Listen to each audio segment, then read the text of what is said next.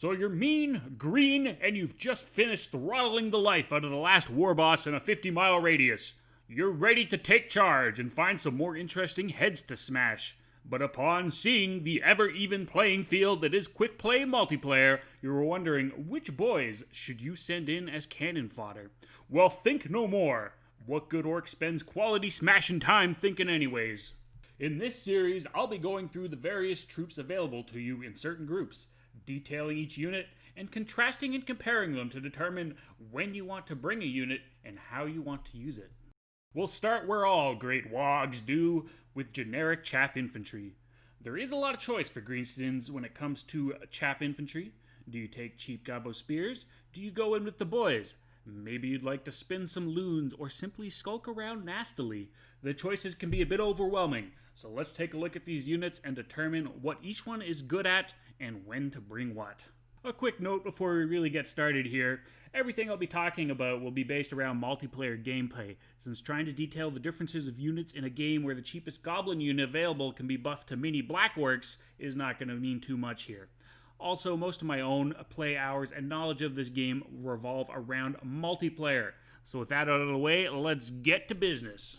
Now, Greenskin Chaff Infantry really breaks down into 6 choices: Goblin Spears, Night Goblins, Orc Boys, Night Goblin Fanatics, Nasty Skulkers, and Savage Orc Boys. That's a lot of units, and some may say there's a redundancy here.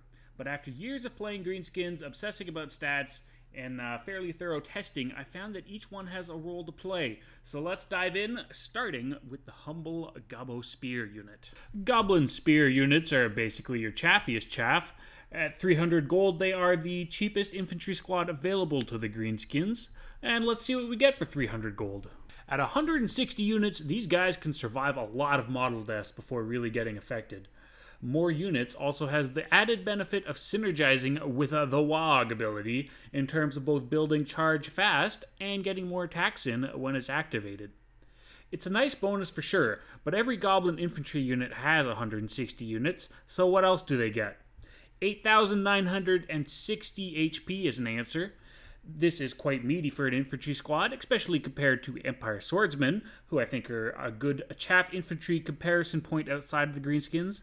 Swordmen, for example, have 120 units and only 8,280 HP. 8,960 ties Night Goblins, but beats out the Nasty Skulkers, who only have 8,320. However, both Orc Boy variants have better HP at 9,720. One very nice bonus for the Goblin Spears is the silver shields they get. They could soak up missiles like no one's business.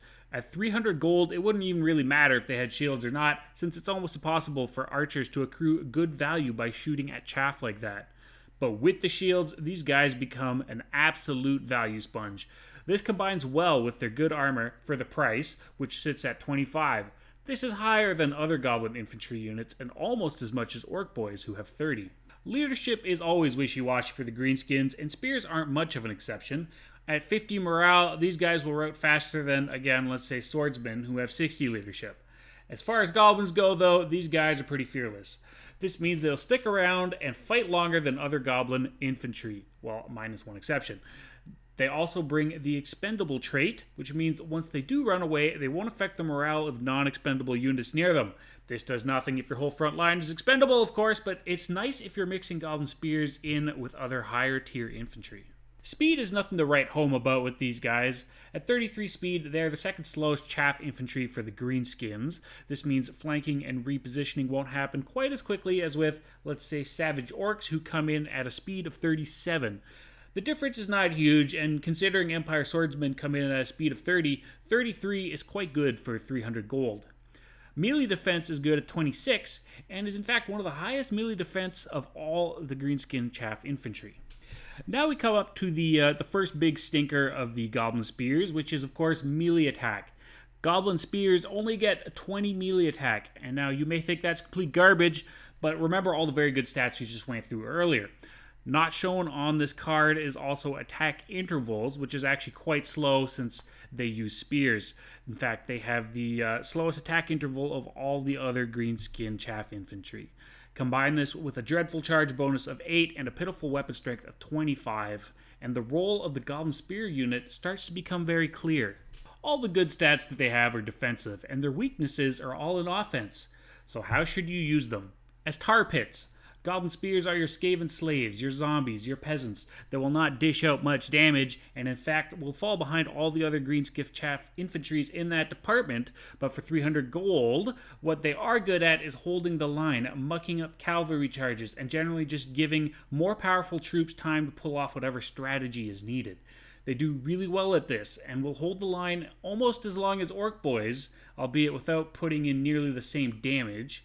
And they are the cheapest Greenskin infantry unit, but in testing we see they're almost the second last or even last unit to rout when we test all units together. In terms of actual use, there's a few things you can do with them. You can use them in the center of your infantry line as holding units while the damage dealers swing around the side. You can use them to protect your back line. Even though they have spears, they don't actually have any anti-large damage, but they will tank a cav charge really well for 300 gold, allowing your trolls, spider riders, biggins, or whatever else you have to come in and support, keeping your backline nice and safe. Against missile-heavy factions, you can even just take one into battle, put it at the very front of your army. If your opponent keeps auto-fire on, they'll whiff a bunch of shots into their silver shields, and they'll also take the initial infantry line charge. Now, since they are really bad at killing things, I would refrain from using a full front line of them, unless you have a really specific plan in mind. One example would be taking them as a cheap defensive front line that will hold while a bunch of artillery and archers rain death from behind. You could also use them as cheap support for a troll rush, but you have to remember, they do have poor morale, and since they're all expendable, if one goes, they'll all start to rout, which is the danger if you bring a full front line of them. So again, unless you really have a plan or really need to downgrade your front line to afford some kind of win condition, just use them as a throwaway tar pit unit within your army, not as your main force. The next unit up for bat is the Night Goblins. Now, there are lots of Night Goblin variants and regiments of renown. I think we'll start with the cheapest version, and since the others kind of have the same or similar stats, we'll build from there. So at 100 gold more expensive than Goblin Spears, what are we getting? Well, HP and model count are exactly the same. We also again get some nice shiny silver shields and the expendable trait. Great, we've seen all this before and we've already talked about what's nice about all these. You'll also notice we get a few new traits. Vanguard and Stock are now added. This means you can really get ahead of defensive armies, like let's say the Dwarves, by shortening the march time between the start of the match and engaging your front line. Ultimately, this helps you by lessening the time your opponent has to whittle down your army with ranged firepower. The Stock can also help you during a unit rout. Experienced opponents will chase routing units and push them off the field, but when you have Stock, that means unless your opponent is on top of every single routing unit, your Night Goblins can go invisible, safely stop routing, and then come back to rejoin the battle. Beyond this, Vanguard and Stock can be used to create nice little ambushes without forests. This means your opponent will likely not be expecting an ambush from wherever your Night Goblins are hiding. With 2 more speed than Goblin Spears, they are a little bit better at repositioning. Melee attack for the Night Goblins is way better than Goblin Spears at 26. And the little icon beside the 26, yes, that's poison. Night Goblins apply poison to whatever they fight, which gives a minus 20% debuff on a ton of skills, including weapon strength and speed. Ultimately, this does 2 things. 1 is lessen the offensive capabilities of whatever your Night Goblins are fighting, and 2 is slowing down units, helping trap a nice juicy target down for you to take out. They also get 2 more weapon strength than Goblin Spears, but keep in mind the AP is 6 for each unit, so the Night Goblins only really do more damage against other low armored units. At 12 charge, these guys again show more promise than Goblin Spears on the offensive front. Poison, Stock, Vanguard, better melee attack, damage for only 100 gold more than the Goblin Spears? Why wouldn't I take these guys? Well, much as the Goblin Spears have great defensive stats and poor offensive ones, the Night Goblins kind of turn that around. For all their melee prowess and sneakiness, they do have some issues. For one, they have almost half the armor of Goblin Spears and literally half of the Orc Boys at 15. This means low-tier Chaff will do more damage per landed shot, but that's okay, right? Because the melee defense is probably still 26. Not so much. At 24, the difference isn't as stark as Orc Boys and Savage Orcs, but combined with the lower armor, we can see that Night Goblins will take a fair bit more damage than Goblin Spears. However, the big kicker here is morale. Night Goblins only have 44 morale. That is absolutely piss poor even for Greenskins. That combined with their low defensive stats overall means that these guys are much less reliable than the Goblin Spears. They'll route faster than Goblin Spears, and they'll get to that point even faster since they will get damage faster as well. All this makes for a very flimsy frontline unit. So how do you use them? In short, don't. Not the base version anyway. There is an argument that you could use them to support non-poison delivering monstrous units in a rush build by poisoning things around, let's say trolls. The trolls will take less damage, but I still wouldn't use these guys since we'll see how powerful the Fanatic version is shortly. You could use them as flanking and ambushing units, but Skulkers tend to do that better. You could use them as damage-dealing Goblin frontline unit, but Orc Boys hit much harder at only 50 gold more. And you could use them to protect your backline using Stock and Poison to trap up Cav, but again, Skulkers likely work better because of their slow ability. But I always see people using them in tournaments, you say? Well, yes, but what those players are using are the glorious Fanatic variants of the Night Goblins. Let's take a look at them now. Now, Night Goblin Fanatics cost quite a bit more than regular Night Goblins at 550. In fact, at that price point, they cost more than Orc Boys and Thai Savage Orcs. All their stats and abilities are exactly the same as vanilla Night Goblins save one. The Loons. Are Loons worth an extra 150 gold? Yes, they absolutely are. This is the main reason vanilla Night Goblins are so redundant. Loons can completely decimate an entire infantry unit in seconds. From Chaff to highly armored, high-value units, the Loons will destroy all. This ability in itself likely makes these guys the best Chaff frontline you can get in the game right now. For 150 extra gold, you get an ability that can easily accrue 400 plus gold value in one use, and you get 3 uses. After decimating a unit, you still have a 400 gold worth Night Goblin unit that can attack a second unit. The value you can get out of the Loons should not be understated. They are very, very powerful. So what is the downside? Micro, placement, and luck. The use of Fanatics in your army really depends on your ability to micro. If you can micro 5 Loon tosses amongst everything else, then a front line of Night Goblin Fanatics will work to your advantage. If you can't though, then you're essentially wasting 150 gold per unit. Beyond that, you need to worry about placement and having some luck. The Loons don't always go where you want them to, and if you rush your Loon cast, you can very easily destroy your own unit. And even when you don't rush your cast and the cast looks safe, you can still destroy your entire unit. In that situation, you've just thrown 550 gold away for nothing. So there is some risk and reward going on here. Now, even if you have great micro and can use a whole front line of these guys easily, there are going to be some matchups, particularly races with Fear and Terror, that can still absolutely wreck these guys. The morale and defensive capabilities are still really bad. It's very weak against any kind of monsters or spooky nonsense. I would refrain from using them against undead factions and be very aware of their morale when fighting against lizardmen and similar races. Try to keep them fighting infantry and cavalry and away from big spooky monsters. Night Goblins also have 2 regiments of renown. The easiest to talk about are the 8-Peak Loonies, who are the Fanatics Regiment of Renown. Regiments of Renown always come with fully chevron stats. The case for taking the 8-Peak Loonies is easy. A fully chevron Night Goblin Fanatic unit costs 740 gold, and the 8-Peak Loonies, 650 gold. Bam! Right there, that's a good deal. But wait, there's more. Night Goblins also alleviate the single biggest weakness of their own unit, morale. These guys are completely unbreakable. This really lets their poison shine and makes them the ultimate roadblock unit for the Greenskins. Unbreakable, Loons, fully chevron stats for less than a fully chevron non-war version? Sounds incredible. So when should you bring these guys? The answer is yes. Bring them in pretty much every fight. Stick these guys wherever you need your front line to hold most critically. You can also use them as backline support, engaging the front line when your other units start to break. The forgotten middle child here is, of course, the Warlord's boys. I feel every warlord has boys, and there's a lot of warlords, so I'm not sure how this name is really special. Nonetheless, the Warlord's boys are the Regiment of Renown version of the vanilla Night Goblins. This means that they don't have access to Loons, which in and of itself makes them a hard pick to justify. They do share the same chevron stats as the 8 peak loonies, and at 550, they are better than vanilla Night Goblins, who fully chevron at 614. They do not get the Unbreakable trait, instead opting for Armor Sundering. Now, while this certainly makes these guys more situational, it doesn't make them bad. They can do well in specific highly armored matchups like Dwarves. Outside of those matchups, they can still find use as long as you make sure to use them against whatever your opponent's most heavily armored infantry unit is.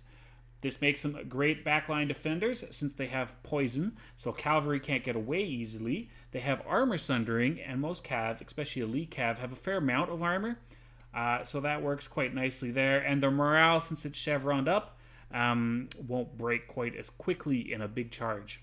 Next up are the Nasty Skulkers. These guys will either perform fantastic feats of anti-armor miracles, or they'll crumple in about a nanosecond with no in-betweens. These guys should never be your front line. I almost wouldn't consider them infantry chaff, but they fit in the price range at 500, are infantry, and we should talk about them, so here we go. First thing to notice is that while they have the standard 160-man goblin squad, they have the least HP at 8,320. Combine that with low armor at 15, 16 melee defense, and a complete lack of shields, and it's easy to see that these guys cannot take much of a hit. What's worse is that they have the single worst morale of all our cheap chaff choices at 40. 40 morale. My god, what cowards. This is all okay though, since they aren't meant to be a frontline unit. What these guys do is damage. Lots and lots of anti-armor damage. What makes them good at that? Well, we can see that they have 24 weapon strength, which sounds kind of meh, until you realize 18 of it is armor piercing. Compare that to the 6 armor piercing of the other goblin regiments. These guys can get good value by trading upwards against armored units. Their melee attack is also not the best at 26. This is serviceable, but by itself won't win many fights. So why are they still considered good? Well, they have an ability called Opportunist Murderer. When they are winning a fight, they gain melee attack and AP damage, going up to 42 melee attack and 24.5 armor piercing damage, which for a 500 gold goblin unit is crazy. This leads to a risk-reward system where if used properly, these guys can really put some work in, but if used incorrectly, they'll get absolutely smashed. So how do you use them? Well, some more stats give us hints. At 37 speed, these guys are the Usain Bolt of the Goblin world. Combining this speed with Vanguard and Stock means they are uniquely good at getting around the map and ambushing. What's more, they have a smoke bomb ability which slows enemy units caught inside its radius down to almost nothing. This focus on offense combined with slows and stock, these guys are obviously supposed to be ambushers. There are two main uses for Nasty Skulkers. Using Vanguard and Stock to get good ambush placements, waiting for the enemy to engage, and then springing the trap, attacking units in the rear. Attacking units in the rear is a great way to ensure that the Skulkers are always winning, which procs their melee buffs, which makes them win harder, better, faster. This can be hard to pull off. While 37 speed is good for infantry, it's still just infantry. If you're spotted, you'll likely get crushed pretty quick. This makes pulling off the Nasty Skulker ambush difficult with a lot of risk, but it can be quite rewarding. The second, and my personal favorite way of using Nasty Skulkers, is as backline protection. This once again is pretty micro-dependent. With 40 morale, 15 armor, 8,320 HP, and 16 melee defense, these guys really can't take a hit. But that's exactly what they'll be doing in the back line. Why? Because if you get your smoke bomb off just right, the enemy cavalry charge is pretty much completely nullified. Oh look, and now they can't get away because they're slowed. Oh, and as they try to escape, you start to win the fight, and now your Nasty Skulkers are doing insane AP damage. Yes, Nasty Skulkers make surprisingly good anti-cavalry defenders. Since Greenskins have no real anti-large infantry solutions, and we'll get to the big ones in the next episode, you need to MacGyver anti-cavalry solutions using duct tape and paper clips, and Nasty Skulkers just happen to be one of those components. The main reason this works, as already stated, is the slow ability. If cavalry can't pull out after a charge, it's pretty easy to take them down. Slowing them doesn't just allow your Nasty Skulkers to do damage, but allows you to bring any number of units and missiles in for support. What's more, the stock ability catches players by surprise, sending in their cavalry to attack what looks to be an undefended archer line and turning their attention elsewhere, only to notice later that their cavalry is totally screwed. This pairs nicely with big guns who come in and support. If you just have nasty skulkers without the big guns in your back line, you can still bring some buff spells to help out. Throwing something like Fist of Gork, which gives plus 24 melee attack and melee defense, really can help the skulkers win their fights, which gives them that insane melee attack and armor-piercing damage buff. And sometimes throwing a few chevrons into your nasty skulkers is also worth it, since it boosts their morale and melee defense, and those are kind of the two Achilles heels of the nasty skulkers. Oh boy. With the goblins out of the way, we can move to my personal favorite, the generic orc boys. For some reason, these guys seem to be criminally underrated in the Warhammer Total War community, and I'm not really sure why. While the goblins each specialize into defensive or offensive strengths, the orc boys are more like your Swiss Army knife of chaff. While Night Goblin Fanatics are likely the best value chaff unit you can get because of the Loons cast, Orc Boys will almost always get value with no real micro required. They're also cheap at 450 gold. In fact, Orc Boys is the main reason I say don't bring vanilla Night Goblins, because for 50 gold more, these guys are just a class above. Now, that's a lot of talk, so let's get into specifics. Orc Boys roll in with 120 unit models. That's 40 less than the goblins, but they come with a whopping HP pool of 9,720. This not only means that Orc Boys have more HP overall as a unit, but each individual model has way more HP than the goblin models. This means less deaths from damage overall. So while a goblin spear unit may be at half HP and have 80 units left, the Orc Boys could be at half HP and have 90 units left. Orc Boys also get a nice 30 armor value. This is 5 more than Goblin Spears, but a whole 15 more than Goblins and Skulkers. Well, not a huge difference. This does mean that Orc Boys will be more resilient to non-AP damage. Bronze Shield is a bit of a downgrade from the Goblin Silver Shields, but it doesn't really matter, since even if your $300 Goblins had no shields at all, it would still be a waste of value for the enemy to shoot them. And the same thing rings true for the 450 gold Orc Boys. Yes, they might take more missile damage than the Goblins, but if your opponent is shooting them instead of your Trolls, well, that, my friend, is a win. One of the strengths of the Orc Boys is morale. Orc Boys have a nice morale value of 60. This is way more than the Goblins, who come in between 40 and 50. It's actually on par with Empire Swordsmen, who also have 60. Combine that with 25 melee defense, the giant HP pool, and good armor ratings, and you have what is likely the most solid and reliable chaff front line you can bring as the Greenskins. Orc Boys will stick in the fight even longer than Goblin Spears, and they'll deal with fear and terror and rear charges much better than them as well. That's already good, but what's really great about the Orc Boys is that they also have great offensive stats. That's right, you can have it all with the Orc Boys. With a charge bonus of 20 and weapon strength of 34, these guys really rush into battle with a huge sucker punch to the throat. What's important about the weapon strength, other than its ability to completely wreck chaff, is that it comes with 8 armor-piercing damage, which is really good for non-AP dedicated chaff infantry. This is all delivered through a melee attack value of 28. This is probably the biggest whiff of the Orc Boys. It's lower than Swordsman at 32, but this doesn't matter as much as one might think. Because of WAG and other abilities or items, Orc Boys' melee attack will almost always be higher than that, which is important because that 34 weapon strength hurts. The 8 AP combined with melee attack buffs also let the Orc Boys trade quite well with higher tiered armored units that will hold their own and do a nice chunk of damage to something like Chaos Warriors. Something that is never listed, but also very important, is mass.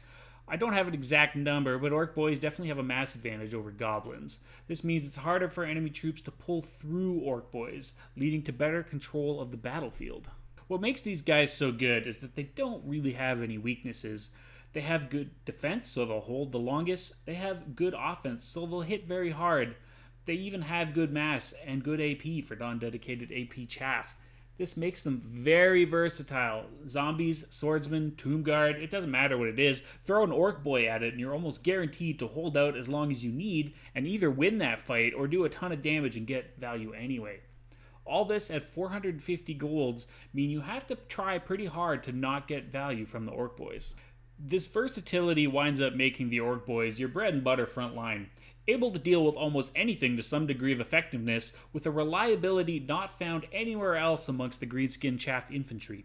Use them as your main battle line for most matchups if you're not bringing fanatics. And finally, we come to the last of what I consider to be the Greenskin Chaff Infantry, the Savage Orcs. Savage Orcs are absolute damage-dealing beasts. Aside from loons, which can be hit or miss, Savage Orcs will put out the most damage of all the Greenskin Chaff Infantry. This comes with some costs, however, one of which being the actual cost of the unit, which is at 550. This is 100 more than regular Orc Boys. Also, unlike the versatile Orc Boys, Savage Orcs are specialized. They have poor melee defense at 16, which is almost 10 lower than Orc Boys. This means they'll be taking hits more often and therefore more damage. They also have no armor, although this is somewhat mitigated by a damage resistance effect. Depending on what you're fighting, the damage resistance can prove more effective than the 30 armor of the Orc Boys, but it's situationally dependent, and in some situations it can actually be a bit worse. Against armor-piercing units, the damage resistance is better. Against other chaff, it's about the same, but against any magic attacks, it's completely useless. In reality, the poor melee defense means that they will still be taking more damage from chaff than Orc Boys. A complete lack of shields and a higher gold cost make them vulnerable to missile fire, since at that gold value, with the complete lack of missile resistance, the cheap missiles like Peasant Bowmen are going to start getting some good value. However, their lack of defense only exists because they have overwhelming offensive stats. 28 melee attack and 35 weapon strength are not impressive on paper, considering this is pretty much the same as Orc Boys, but Savage Orcs get an ability called Frenzy, no micro required for once. Whenever a Savage Orc's morale is higher than 50%, they gain plus 12% weapon damage, plus 8 melee attack, and plus 8% charge bonus with an immunity to psychological afflictions. This is huge. Since they will always start a fight at 100% morale, this means you have 36 melee attack, 28 charge, and 39 weapon strength, of which 9 is AP. All these stats point to their intended use, to be a sucker punch to the gut, which hopefully finishes the fight off before it really begins. At the beginning of the game, your Savage Orc's offensive stats are nuts. Combined with a wag, you'll get a very large starting punch that hopefully leaves your opponent far enough behind that they can't catch up. Because your Savage Orcs will accrue damage quickly, which means their morale will drop quickly, which means your offensive stats will also drop quickly. Without Frenzy, your offensive stats are about the same as Orc Boys, except you have no melee defense and you cost 100 gold more. This is another high risk, high reward option for the Greenskins. If you go for Savage Orcs as your front line, you need to be able to quickly win, and win decisively. Savage Orcs will not last into the long game, and maybe not even into the mid game, if you aren't already winning, that is. But if you start off in the lead, they can allow you to skyrocket into a quick win. I use these guys in rush builds if I don't want to micro Fanatic Loons. Use them with troll support to actually crush front lines, or use them with lots of cavalry and or chariots and wagons to swarm all over your enemy. Since they have good speed at 37, you can also use them as flankers attached to a more solid Orc Boy or Goblin Spear center. Their main weaknesses is missiles and extended fighting, so avoid using them against heavy missile factions or factions with high defense, high morale units like the Dwarves. There are, of course, exceptions to this, since overloading Dwarves with chariots and Savage Orcs can work, but knowing these weaknesses can help position.